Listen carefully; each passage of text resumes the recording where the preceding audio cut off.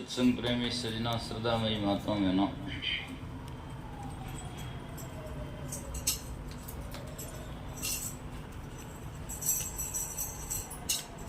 संसार में किसी को समझाने के लिए या आदान प्रदान के लिए सबसे जो पहली वस्तु है वो है शब्द। शब्द से आदमी अपनी भावना दूसरों को देता है, दूसरों की भावना आप लेता है, और गुरु जब उपदेश देते हैं तो शब्द ही देते हैं। और सत्संग में भी हम यहाँ शब्द ही सुना रहे हैं, और शब्द सुनकर ही ज्ञान वैराग्य पैदा होता है। और शब्द सुशब्द नहीं सुनते हैं, कुशब्द सुन रहे हैं तो जाकर के सजनों दुख पैदा होता है। शब्द में वो शक्ति है,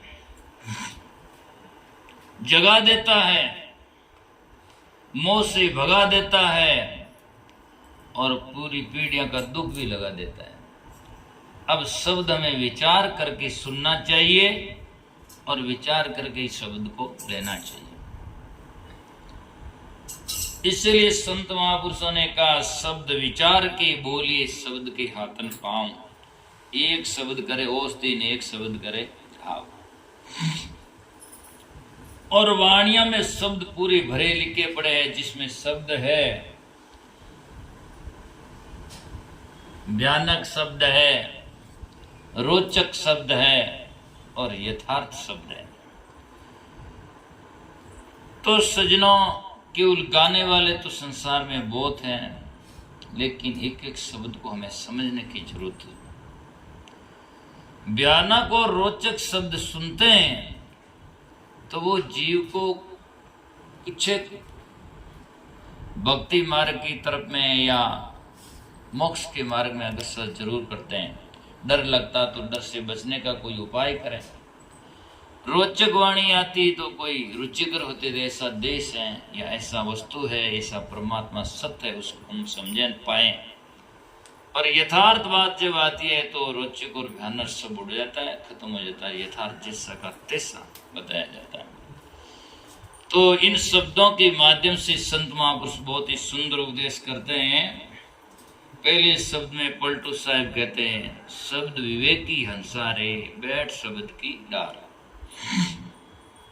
शब्द का विवेकी मिले जो आए के, उसी की सुन कछु आप कहना। उसी टकसार का होई तो बोले, नहीं तो चुप सुन मौन रहना। आगे कौन सी बात चल रही है तो उसी के विषय में जो बात कहें तो अच्छी लगती है, उस विषय से हटकर कोई बात कहें तो अच्छा नहीं लगता है। मान लो वाणी रोचक चल रही है, फिर हम भयानक लाकर बीच में पढ़ते हैं, अच्छा नहीं है। शब्द के विषय से चलना चाहिए। मान लो कोई आदमी व्यापार की बात कर रहा है और उस टाइम में कोई आकर के परिवार की बात बीच में लाए, अच्छा नहीं। क्योंकि जिस विषय में बात चल रही उस विषय के साथ में चलना चाहिए तो बढ़िया लगता है। तो शब्द का विवेकी बनना चाहिए। आज आदमी घर का दरवाजा समझ लेता है, घर का दरवाजा यहाँ है, दुकान का दरवाजा यहाँ है, पानी कहाँ से निकलता है, हवा कहाँ से निकलती है, सबका दरवाजा देखता, पर शब्द का दरवाजा नहीं देखता कि शब्द कौन से विषय का है। शब्द के दरवाजे की जब बात आई है तो सदगुरु कबीर साहब ने बीजक में शब्द के 4 मुख माने। 4 जो मुख है, दरवाजा है, जैसे पूरे शरीर की भाव भंगिमा को बताने का दरवाजा मुख है। मुख से जब बोलता है तो लगता है विद्वान है, दुखी है, हंसमुखी है, कैसा है, शब्द से उसकी पहचान होती है। और आदमी की पहचान तो क्या सजना, दांतों की पहचान भी लोग बजा बजा कर देखते हैं। पीतल होता बजाते हैं, मटका बजाते हैं, घड़ियाल होता तो बजाते हैं, ढोलक तो बजाती हैं। कैसे पहचान होती है? बजाने से पहचान होती है। और हारमोनियम की कैसे बजाने से पहचान होती है? बड़ी राग सुरीली है या हारमोनियम बेसुर है। तो शब्दों से, जो बजाने से, बोलने से जाकर के वस्तु की पहचान होती है। आज कोयल और कौवा की एक ही रंग है, एक जैसा ही जानवर होता है, लेकिन जो भी कौवा और कोयल बोलते हैं तो उसकी पहचान हो जाती है, ये कोयल है, ये कौवा है। दोनों का ऊपर से समान ही दिखता है, लेकिन बोलने से पहचान हो जाती है। इसीलिए तो कहा गया, कोयल किसका कागा किसका धन हरे, कोयल किसको दे पण रसना मीठा शब्द सुनाए के जग अपना कर ले। कोयल बोलती है तो लोग कहते हैं अरे कितनी मीठी बोल रही है। कौवा बोले तो क्रों क्रों क्रों क्रों के उड़ाओ पत्थर फेंक करके। तो सजनों, शब्द जो है तो शब्द विवेक की अनुसार है। सत्संग में भी बहुत सारे लोग आते हैं, पर शब्द विवेक की नहीं होते। निर्णय को बहुत कम लोग होते हैं। हाँ, ढोलक तो ताजा बाजाया, भजन गाया, लाभ से हलवा खाया, घर आया, संगत वेगी भाया, संगत वेगी और लास्ट में पंगत भी वेगी, और घर बैठा रहता उठ गया तो रंगत भी वेगी। ये मनोरंजन का खेल थोड़ी है। सत्संग में तो सजना सारग्रही बनना चाहिए, शब्द की पारखी बनना चाहिए, शब्द के विवेकी बनना चाहिए। इसीलिए कहा गया, संत संत सभी बड़ा आप आपकी ठोड़, पर शब्द विवेकी पार की वह मातेरा मोड़। ये तो सिर के मोड़ हैं जो शब्दों का निर्णय करते हैं। तो बीजक में सतगुरु कबीर साहब का मौलिक ग्रंथ बीजक है, उसमें वाणी के शब्दों के 4 मुख है। एक मुख पहला होता है जीव मुख। जीव मुख वाणी किसे कहते? बड़ा श्रवण कवि कवा कहता कि हगे हगे बात कहे। तो इस बात को अच्छी तरह से समझने की जरूरत है। जीव मुख वाणी वो है जो वाणी में ऐसा कहा, मैं कुछ नहीं हूं, मैं तुच्छ हूं, मैं बंधन में हूं, हे गुरुदेव मेरा बंधन छुड़ाओ। ऐसी वाणी जो निकलती है वो गाई जाती है, उसी वाणी को कहते हैं जीव मुख। जीव सोई जो जुग जुग जन्मे, उत्पत्ति परले माई, और देह धर भर में 84 निर्भय कबहू नहीं। ये जीव का लक्षण है। जीव का लक्षण होता है जब तक वो बंधन मानता है कि मैं बंधन में हूं, मुझे छुड़ाओ और मेरा क्या हाल होगा, मैं बहुत ही दुखी हूं। बहु बंधन से बंदिया एक बेचारा जीव, की छूटे वाला आपने की छुड़ावे पीऊ। तो ये बहुत बंधन है। तो जब तक ये ऐसी वाणी, जैसे सदगुरु भवसागर डर भारी, तो ये शब्द है जो गुरुदेव भवसागर का बहुत बड़ा भारी डर है, मुझे पार उतारो, मैं जीव तुच्छ, मैं अपराधी, कुछ नहीं जानू, मैं कुछ नहीं जानता। ऐसी बात वाणी निकलती, उससे कहते हैं जीव मुख वाणी, उसे जीव मुख कहते हैं।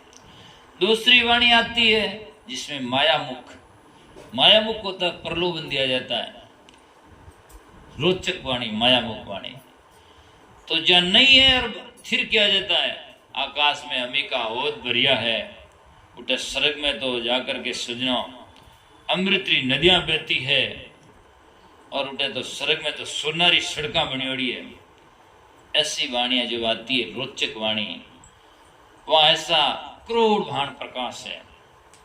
तो रोचक वाणी जैसे अरे बड़ी चुंबती बात है, एक सूर्य का प्रकाश है तो कितना है, जब करोड़ भाण होगा तो कितना प्रकाश होगा।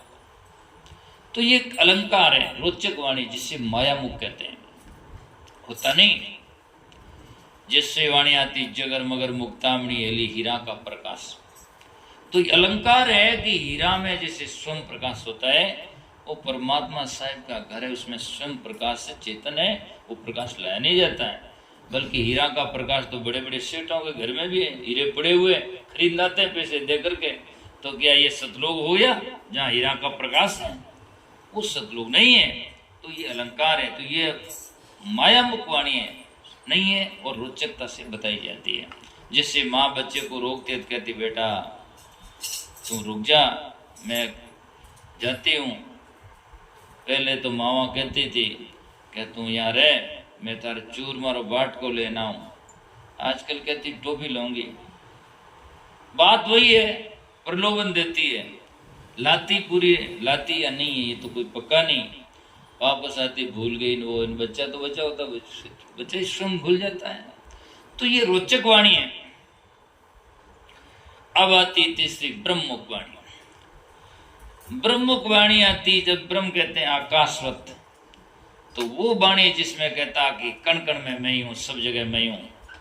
जैसे एक भजन आपने सुना, लोग गाते हैं, ऐसो खेल रचायो मेरे दाता, जा देखूं जा तू ही तू, ताने पेटे रुई रू, सब जगह तू ही तू है। व्यापक मानते हैं सब जगह, ठसो ठस।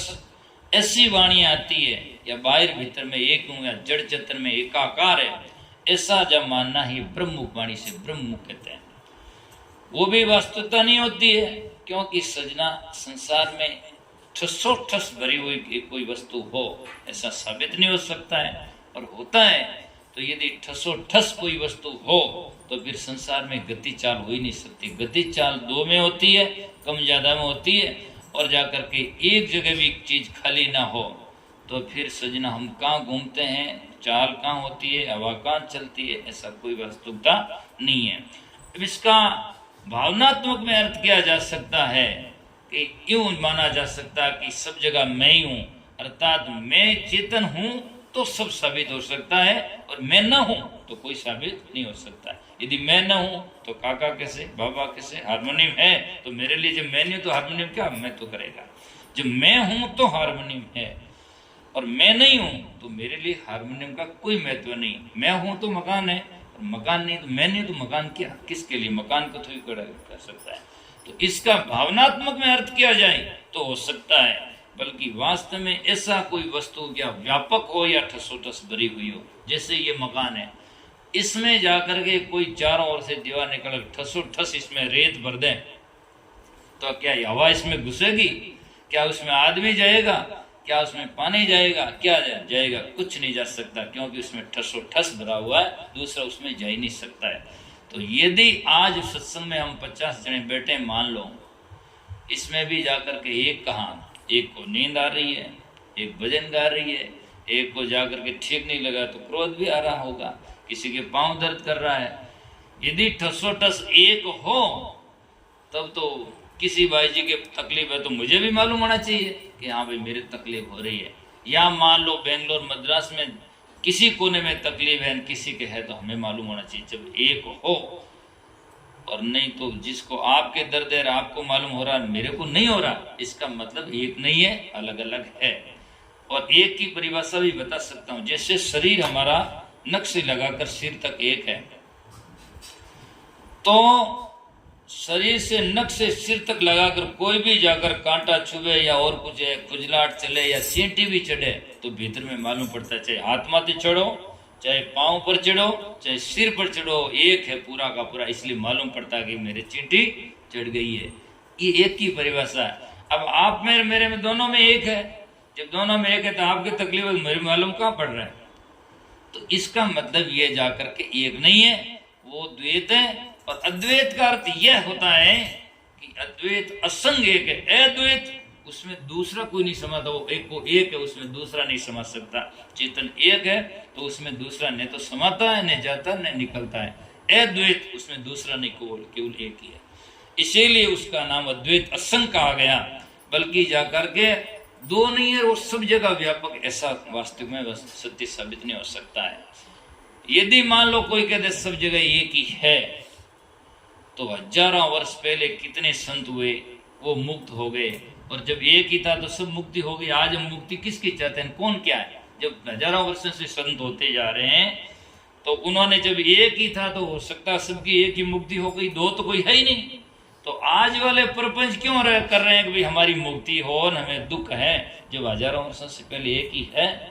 तो ऐसा कहाँ साबित होता है? लोग कहते हैं पहले उन संतों ने मुक्त प्राप्त कर ली, आज हम करो, तो आज हम करेंगे, तो इसका मतलब होगा कि वो अपनी मुक्ति की और आज हम करेंगे तो हम दो हो गए, एक कहाँ हुआ?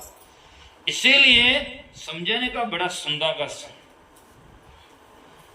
एक हमारे यूपी में गोरखपुर के व्यास में संत हुए निर्मल साहिब, उनका पुस्तक ग्रंथ मेरे पास में। तो कहते हैं कि लोग कहते ब्रह्म एक है, तो ये गवाणियां लिखकर ब्रह्म ने किसके लिए साबित की कि भाई मैं एक हूं? जब एक ही है तो किसके लिए साबित किया? जब एक घर में एक ही आदमी होता है तो पत्र किसके लिए लिखता है कि भाई मैं खुशी हूं या वो हूं, किसके लिए? ब्रह्म को ब्रह्म कहना किसको गर्ज है और ब्रह्म को ब्रह्म समझाना किसका फर्ज है? ब्रह्म को ब्रह्म समझाना जब एक ही है तो कौन किसको समझा रहा है और किसके के लिए उपदेश कर रहा है? तो पूर्ण साहब जो संत हुए ब्रह्मपुराचार्य, तो वो कहते हैं अद्वैत अद्वैत सब लोगों ने कहा पर सबको द्वैत भाषा नाम सबने उपदेश किया, सबने ज्ञान किया, सबों ने समझाने की कोशिश की। तो कोई दूसरा था तब समझाने की कोशिश की, और जब द्वैत था ही नहीं तो किसको उपदेश दिया? किसको?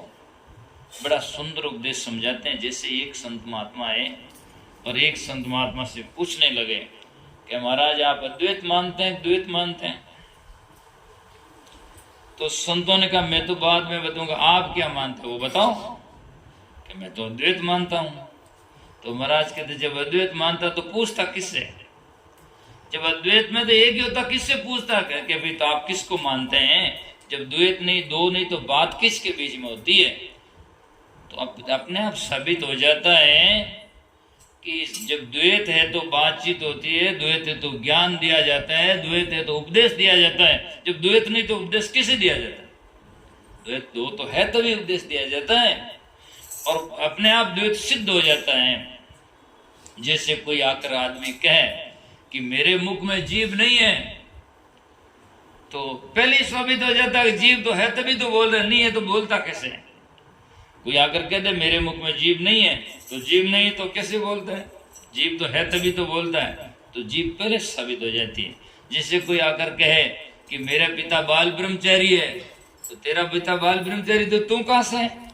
तो पहले साबित हो जाता बाल ब्रह्मचारी नहीं है। तो कहने से नहीं हो सकता है सजना। तो ये समझाने का तरीका, तो इसे ब्रह्ममुख कहते हैं।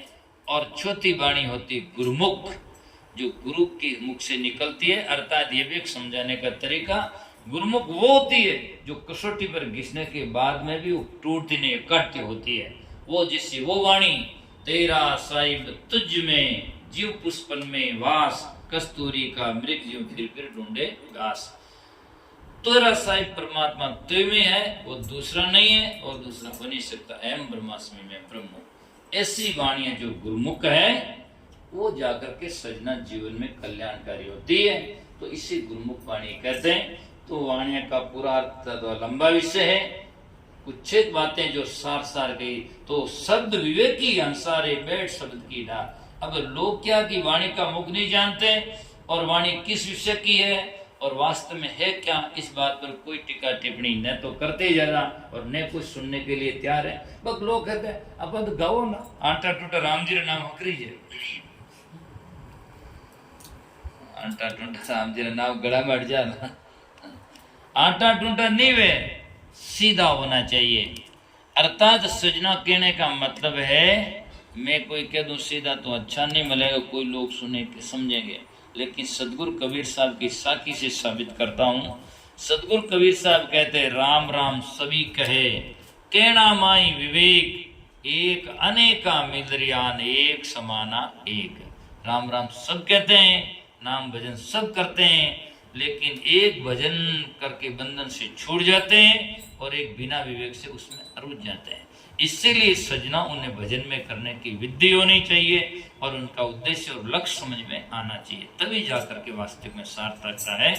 तो सदगुरु संत महात्मा कहते हैं शब्द विवेकी हंसारे तू बैठ शब्द की डाल। तो शब्द का विवेकी हंस से कहते हैं तू विवेकी बन और फिर शब्द की डाल पर बैठ। डाल पर बैठना ना, शब्द के ऊपर जीवन बनाओ। शब्द कहता क्या है? अमृत है। क्या है? आज हम क्यों दुख पाते हैं, क्यों झंझट में जाते हैं कि महात्मा की वाणी और शब्दों के ऊपर निश्चल होकर चलने की कोशिश नहीं करते। अब कई तो लोग कहते भजन गा दियो, क्या कभी सुनो भाई साधु, तो महाराज ने क्यों अपन थोड़ी की हो। ये सब जा करके आदमी अपना उल्लू सीधा करता है। सुनो भाई साधो, अपने इंद्रियों को साधो सबके लिए। ऐसा नहीं कि साधु के लिए केवल ज्ञान है, गृहस्थी के लिए नहीं, ज्ञान सबके लिए एक ही है। रोटी भूख भागे बाटो बाटो सब थारे वही है, माने वही है, दूसरा कोई नहीं है। बस इतना जरूर हो सकता, साधु व्यर्थ त्यागी होता तो थोड़ा कम खाता, विचारी होता है तो जीवन में सुखद होता है। और जो बिना विवेकी होता है ठूस ठूस कर खाता है तो फिर दुख पाता है और भोजन भी नहीं पचता है, भजन बढ़ने का सवाल ही कहाँ है। तो बस की लेकिन भूख मिटाने का तरीका भोजन पाना वो सबके लिए एक ही है। चोरी साधु के लिए गलत है तो गृहस्थी के लिए सही थोड़ी है, उनके लिए भी तो गलती है। तो सबके लिए सिद्धांत और नियम एक ही होता है। बस गृहस्थी का इतना हो सकता है जरूर कि वो गृहस्थ में अपने परिवार के बच्चों पालन पोषण में लगा रहता है तो 24 घंटे साधना कर नहीं सकता है, 24 घंटे सत्संग नहीं कर सकता है, तो थोड़ा समय निकाल कर करना चाहिए। और बाकी घर में रहते भी उठते बैठते बाद जो घंटों 2 घंटा सत्संग की है उस घंटा 2 घंटा को सत्संग को दिल में दोहराते रहना चाहिए। हाथ से काम करो और दिमाग से भजन और मन से भजन करते रहो। बस गुरुजी ने क्या कहा वही हमें जीवन में करना है। ऐसा आप करेंगे तो वहां भी बैठकर अपना शुद्धार उदार भक्ति भजन करेंगे और भवसागर से तर जाएंगे। और यदि गुफा में जंगलों में बैठा भी साधु जाकर के कल्पना करेगा तो वो भी दुखी होकर मरेगा, वहां भी कोई शांति देने वाला थोड़ी है। इसीलिए सिद्धांत सबके लिए एक होता है। तो शब्द विवेक की अनुसार बैठ शब्द की डाल। तो कहते हैं शब्द योड़ो शब्द बिछाओ, एक समझाने का तरीका है। आदमी की सर्दी लगता तो कंबल ओढ़ लेता है, तो भक्ति में दुख लगे और झंझट लगे कुछ भी परेशानी आए तो शब्द ही ओढ़ो, मतलब शब्द का सारा लो। शब्द कहता क्या है, जैसे हमें परिवार में कोई कमी हो गई, हमें दुख आने लगा, तो उसी वक्त में आप शब्द को ओढ़ो। शब्द क्या कहता है, शब्द यूं कहता है आया है सो जाओ सी राजा रंग फकीर, एक सिंहासन चले एक बंदा जाए जंजीर। तो आपको शब्द सुनते ही समझ में आएगा, जो आता है वो जाता है। तो फिर रोना किस बात का, रज्जब रोवे कौन को हंसे सो कौन विचार गया सो फिर नाव सी सो जावनार। एक आदमी एक बच्चा एक कोई भी हमारी बात नहीं माने तो हमें दुख होता, मेरा बात नहीं माने। उसी वक्त में आप शब्द सुनो, शब्द का सारा लो।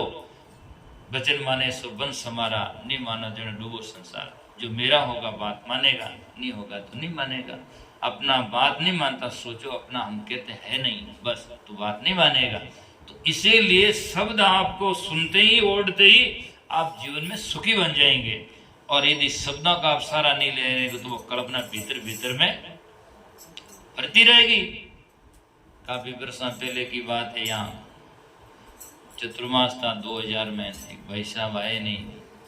मैंने कहा भाई साहब आए नहीं कल सत्संग में, कहता करम राज साहब रात है इनकम टैक्स वाला आ गया, पैसा ले लिया नहीं कर लिया, बजाय मूड ओप है, वो मूड खराब है।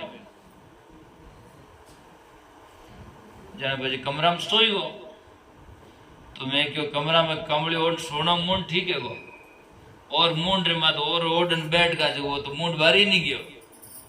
यदि सत्संग में आते तो मूड उनसे भी ठीक हो जाता, निर्णय हो जाता कि जो धन अपना है वो जाता नहीं और वो गया वो अपना है ही नहीं। तू कछु और विचारत है नर, तेरा विचार दरिया ही रहेगा। कोटि उपाय करो धन के हित भाग्य लिखे, जितना ही मिलेगा।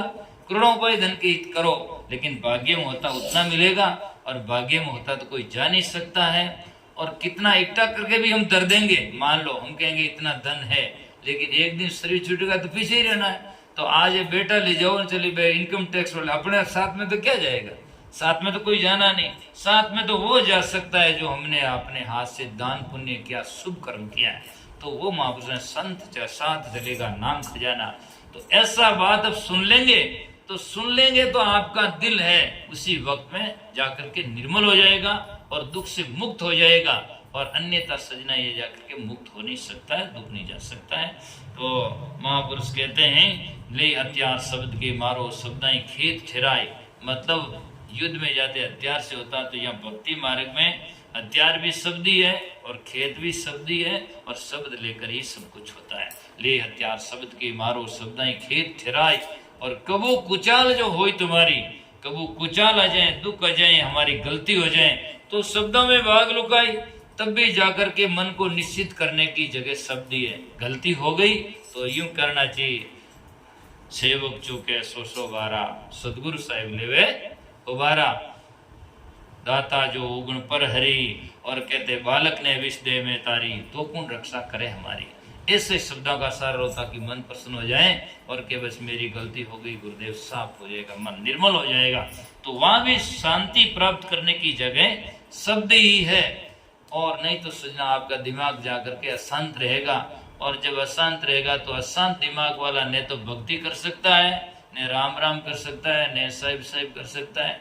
बस बढ़िया बढ़िया कले कल्पना दुखों में जाकर के माइंड को, दिमाग को अस्थिर कर सकता है बस, या दिमाग खराब करके और जिंदगी खराब कर देगा, क्या मिलेगा। इसलिए ऐसा मत करो, ड्राइवर बनो पूरे। जैसे गाड़ी को चलाने वाला ड्राइवर होता है, वैसे जिंदगी के शब्द सुन करके अच्छी तरह से ड्राइवर बनो।